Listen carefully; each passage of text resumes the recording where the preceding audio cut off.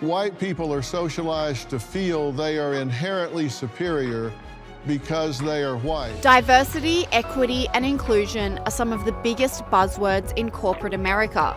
And these multinational corporations, they don't care about us. These are moments when celebrities respond to major corporations pushing woke ideologies on their staff and consumers, and shareholders pay the woke mistake penalties, and these beverage giants get deranked as longtime #1 brand. Budlight, we know the troubles that they're in, but they have now officially lost their title as the America's favourite beer. Coca-Cola's Be Less White diversity training sparked aggressive accusations of wokeism by portraying whiteness with negative traits, triggering outrage. Many felt the message unfairly attacked white employees, leading to backlash from the public, particularly in the US and UK, where English audiences felt targeted. This fueled a corporate world debate on the delivery of diversity and inclusion programs as companies reconsidered how to promote inclusion without alienating any group. Dr. Phil's guest loves DEI policies as a 6-foot-tall African-American woman with an afro. So I am pro-DEI. Critics slam this move as a push for identity politics in the workplace, leaving a bitter taste for many consumers. Memes mocking the Be Less White training went viral, while others accused the brand of alienating its core customer base. A prime example of the shift is a corporate training led by Coca-Cola advocating for employees to be less white that went viral. Common Coca-Cola telling people they should be less white. They preach intolerance, but if you disagree, they... Tom MacDonald and other artists fiercely criticize societal movements like this, calling them absurd and divisive. In Snowflakes, he bluntly mocks the obsession with gender pronouns like he, she, and they, even saying, "Everyone is a retard these days." He also slams corporate efforts like Coca-Cola's Be Less White training, labeling them hypocritical and fueling more racial division. And if you're white, the stereotype is you are a racist. Many viewed this initiative as disgusting, particularly after a whistleblower leaked the training titled Confronting Racism Online. With public figures like Senator Rand Paul and Donald Trump criticizing the campaign, Coca-Cola scrambled to fix its image, revealing the challenges the brand faced in managing its marketing strategies. But the drama didn't stop there. Coca-Cola's hiring policies under the former general counsel Bradley Gayton mandated that at least 30% of its outside legal work go to lawyers from minority groups, with half needing to be black.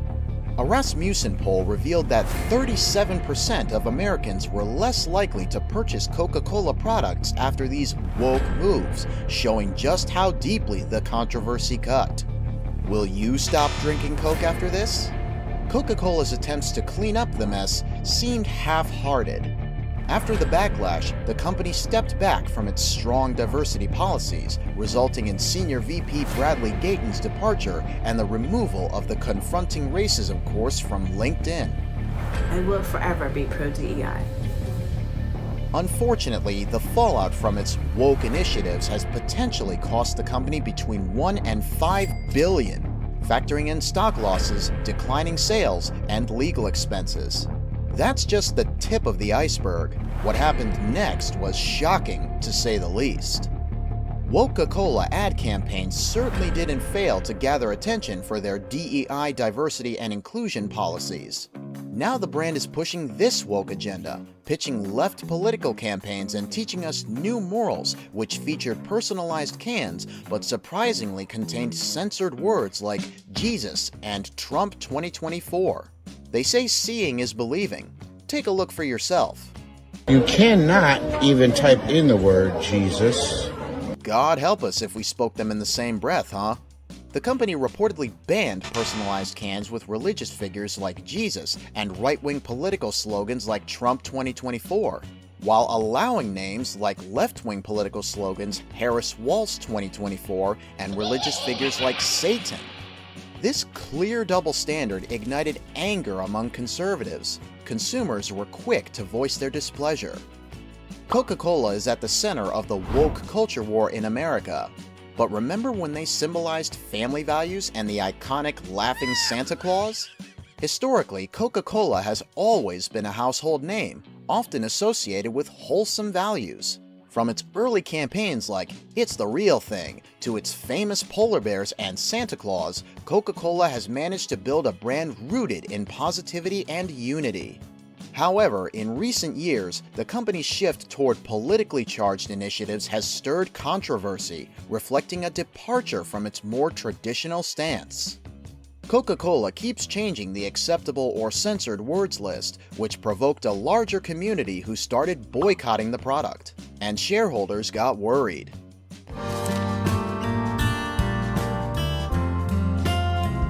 Before we drop the list of censored words, let's hear what ex-President Trump has to say about this.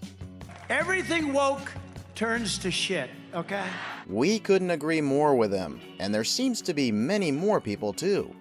The word lesbian is banned, along with jihadists, Nazis, QAnon, and Trump won. Oops, looks like the name you requested is not an approved one, reads a message on the site. However, we are able to customize the bottle to read gay, transgender, and bisexual. I can understand why some of the banned words are banned, but since when did Coca-Cola have something against lesbians? Social media erupted with the hashtags Boycott Coke and Go Woke, Go Broke as users expressed frustration over what they saw as the company's political overreach, prompting Coca-Cola to quickly adjust its personalization tool to ban all political, religious, and trademarked names. But by then, the damage was done. As the world is outraged by Coca-Cola's apparent extreme wokeism, famous personalities made it a publicity stunt, taking sides in order to gain new fans. It's hypocrisy at its finest.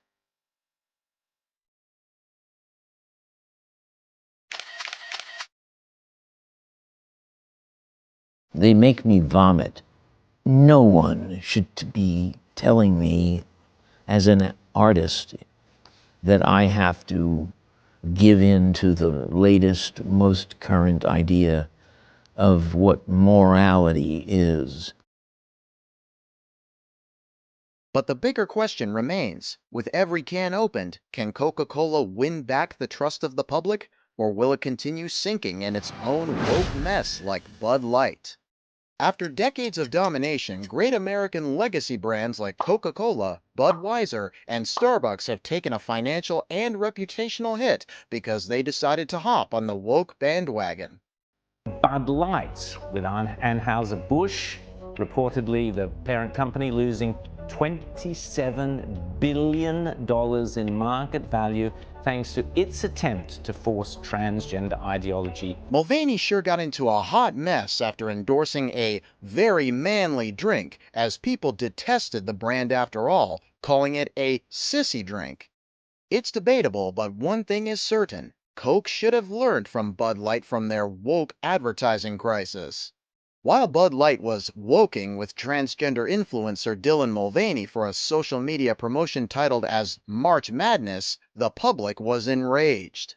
As the custom can with Mulvaney's face sparked madness among the public, especially from conservative groups, accusing the brand of losing their effing minds or going trans. Overnight, the reputation of Bud Light took a bullet, with people destroying and dumping crates of Bud Light into the trash.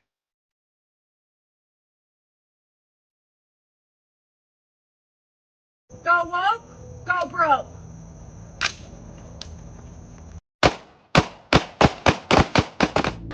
Bud Light is not selling. This is garbage beer.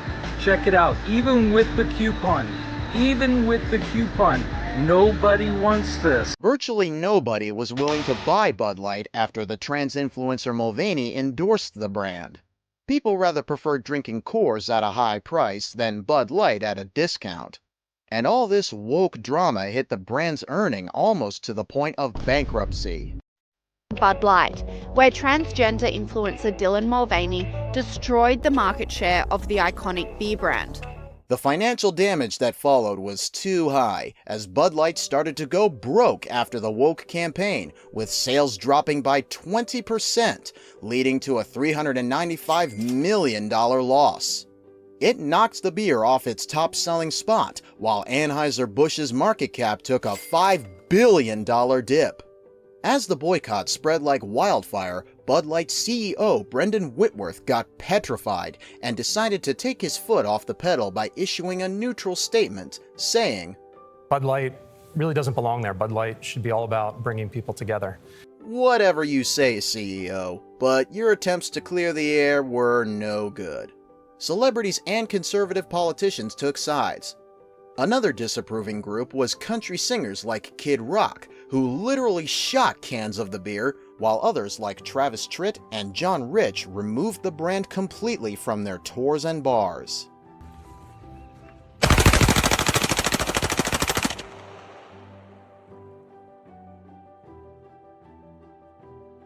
Budlight, Anheuser-Busch.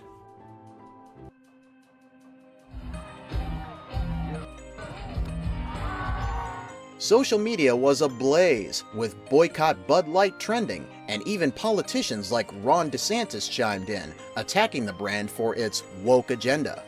Shocking everyone, Donald Trump urged people to give Bud Light a second chance. But it landed on deaf ears. Maybe there's more to it than meets the eye. Anheuser-Busch, Bud Light's parent company, tried to avoid anything to do with the ad scandal, but were unsuccessful, leaving them in shark waters. They faced criticism from both the conservative groups upset with the ad and the LGBTQ+ community, who felt Bud Light abandoned Mulvaney. After some digging, we found out that Anheuser-Busch donated $1.5 million to the Trump campaign. I guess it is all about who you know and how much. While many did ditch Bud Light for Coors Light, which also supports LGBTQ+ causes, the backlash felt oddly selective. Oh, and let's not forget, after all this chaos, Bud Light's marketing execs had to step down, signaling that the barbecue wasn't the only thing burned. Bud Light might have been cold and refreshing once, but not anymore. Then came Bud Light's Backyard Tour summer concert series, clearly aimed at mending fences by throwing a party. What an epic failure. From financial losses to boycotts and PR disaster, will Bud Light be joined by Coca-Cola in the Go Woke, Go Broke Hall of Shame? Well, frankly, it's anyone's guess.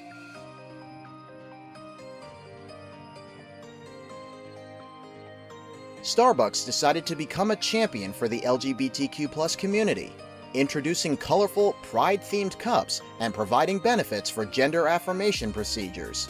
These moves aimed to position Starbucks as a progressive company, but conservative groups criticized it for focusing more on political statements than true inclusivity. Starbucks faced a staggering $10 billion loss in market cap after their woke initiatives backfired spectacularly.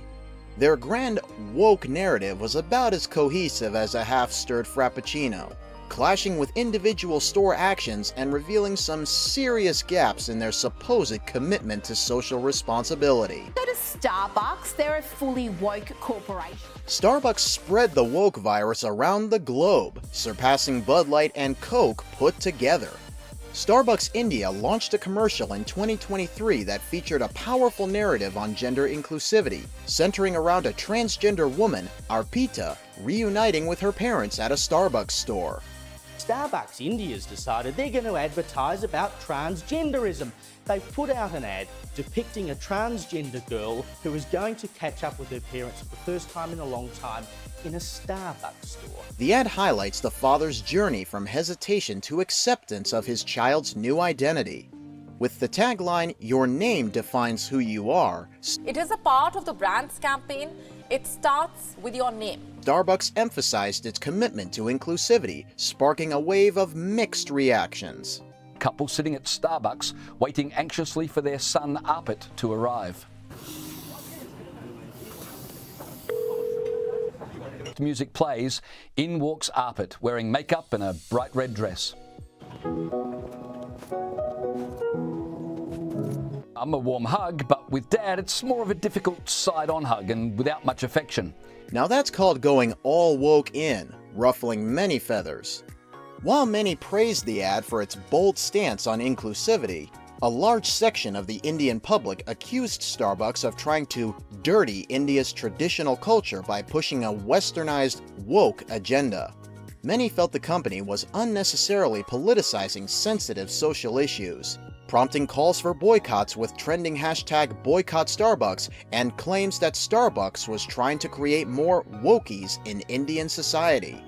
Then they made Australia news channel Sky News' headlines with a $100 million pledge to support the black community following the Black Lives Matter movement.